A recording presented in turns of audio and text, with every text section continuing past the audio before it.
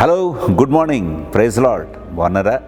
ఈ ఉదయకాలమున మిమ్మల్ని ఈ రీతిగా కలుసుకుంటానికి కృప చూపిన దేవునికి వందనాలు తెలియజేస్తున్నాను.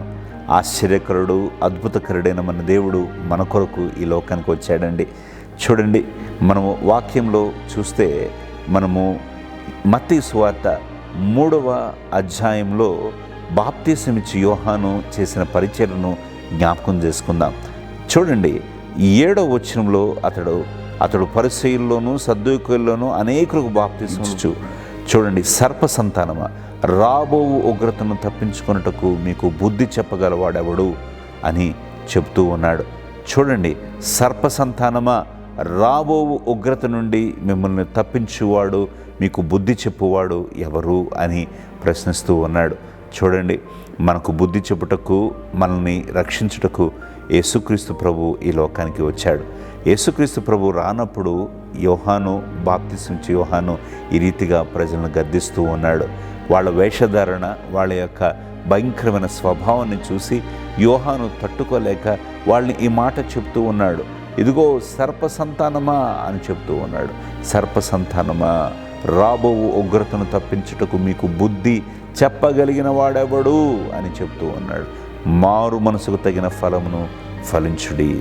చూడండి, బుద్ధి చెప్పుటకు, మనల్ని నశించిన వారిని వెతికి రక్షించుటకు ఆయన ఈ లోకానికి వచ్చాడు. ఆయన తీర్పు తీర్చుటకు రాలేదు. ఇదిగో నశించిన పాపిని వెతికి రక్షించడానికి ఈ లోకానికి వచ్చాడు.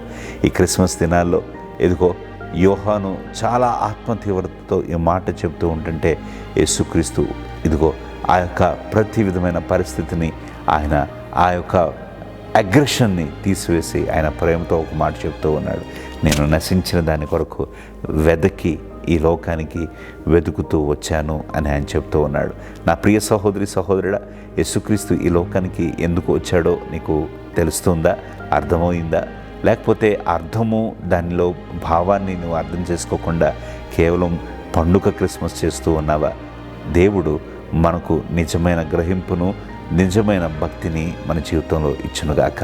ప్రార్థన చేసుకుందాం. పరిశుద్ధుడా, నీకు వందనాలు. నీ బిడ్డలను దీవించండి, ఆశీర్వదించండి. ఈ క్రిస్మస్ దినముల్లో క్షేమము, నెమ్మది, కృపను నీ బిడ్డలకు మెండుగా దయచేసి సహాయం చేసి నడిపించమని, వాళ్ళ పనులన్నింటిలో మీరు తోడుగా ఉండమని యేసు నామమున అడిగి ప్రార్థిస్తున్నాం తండ్రి, ఆమేన్. మీలో ఎవరన్నా వివాహము కానీ జన్మదినోత్సవం కానీ జరుపుకుంటున్నట్లయితే మీకు నా ప్రేమపూర్వక శుభాకాంక్షలు తెలియజేస్తున్నాను. దేవుడు మిమ్మల్ని నిండారుగా దీవించను గాక. రేపు ఉదయాన్ని మరలా కలుసుకుందాం. God bless you. Praise lord.